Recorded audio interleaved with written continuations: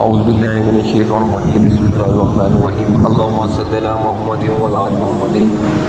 كما صليت على إبراهيم وعلى آل إبراهيم إنك حميد مجيد اللهم بارك على محمد وعلى آل محمد كما باركت على إبراهيم وعلى آل إبراهيم إنك حميد مجيد اللہ تعالیٰ قرآن پاک کی سورۃ نمبر 3 سورۃ آل عمران کی آیات نمبر 101 میں ارشاد فرماتے ہیں ترجمہ کو یہ ظاہر ہے کہ تم کیسے کفر کر سکتے ہو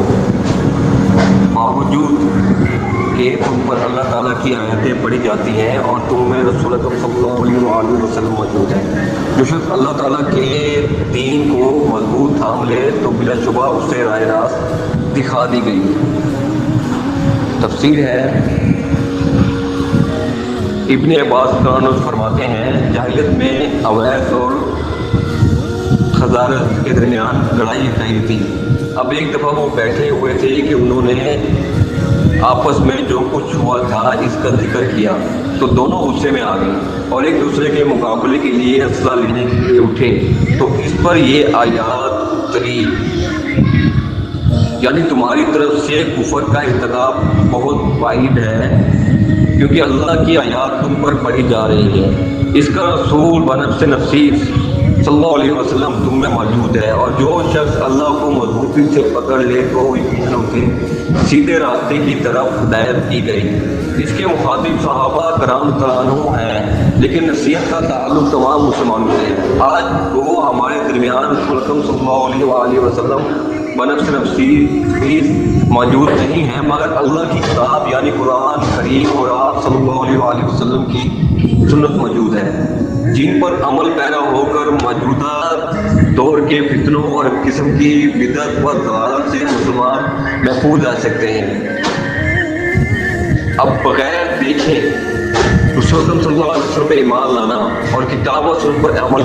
کرنا بہت بڑے اجر کا باعث ہے۔ ابن محریز کہتے ہیں کہ میں نے ابو جمع رضی اللہ عنہ سے کہا ہمیں کوئی حدیث سناؤ جو تم نے رسول صلی اللہ علیہ وسلم سنی تو انہوں نے کہا ہاں میں تمہیں ایک حدیث سناؤں گا مگر ہم نے رسول صلی اللہ علیہ وسلم کے ساتھ ناشتہ کیا اور ہمارے ساتھ ابو عبیدہ بن جراح رضی اللہ عنہ بھی تھے۔ انہوں نے کہا یا رسول اللہ صلی اللہ علیہ وسلم کیا ہم سے بھی کوئی بہتر ہے؟ ہم آپ صلی اللہ علیہ وسلم کے ساتھ اسلام لائے اور آپ صلی اللہ علیہ وسلم کے ساتھ جہاد کیا تو آپ صلی اللہ علیہ وسلم نے فرمایا ہاں وہ لوگ جو تمہارے بعد ہوں گے مجھ پر ایمان لائیں گے حالانکہ انہوں نے مجھے دیکھا نہیں۔ امام احمد کے علاوہ ابو نعیم حاکم اور ابو یعلی مسلی نے بھی اسے روایت کیا ہے۔ سورۃ بقرہ کی شروع کی آیات یؤمنون بالغیب کی تفسیر میں اس مفہوم کی گئی حدیث حافظ ابن کثیر رحمۃ اللہ علیہ لائے ہیں جن سے ثابت ہوتا ہے کہ آپ رسول اللہ صلی اللہ علیہ وسلم ہم میں موجود نہیں بلکہ اب ہم ایمان بالغیب لا کر قرآن و سنت پر عمل کریں گے۔ اللہ سے دعا ہے جو یاد پڑی ہے اس پر عمل کرنے اس دوسروں کو پہنچانے کی توفیق عطا فرمائے اور جب تک اس آیات سے ظاہر ہوتا ہے کہ جب تک ہم وسلم کی سنت پر عمل کر کے ان کے لائی ہوئی کتاب پر قرآن پاک پر عمل کر پڑھ کر اس پر عمل کر کر ایمان نہیں لے کے آئیں گے اس وقت تک ہم اس طرح بھٹکتے رہیں۔ تو اللہ سے دعا ہے اللہ تعالیٰ ہمیں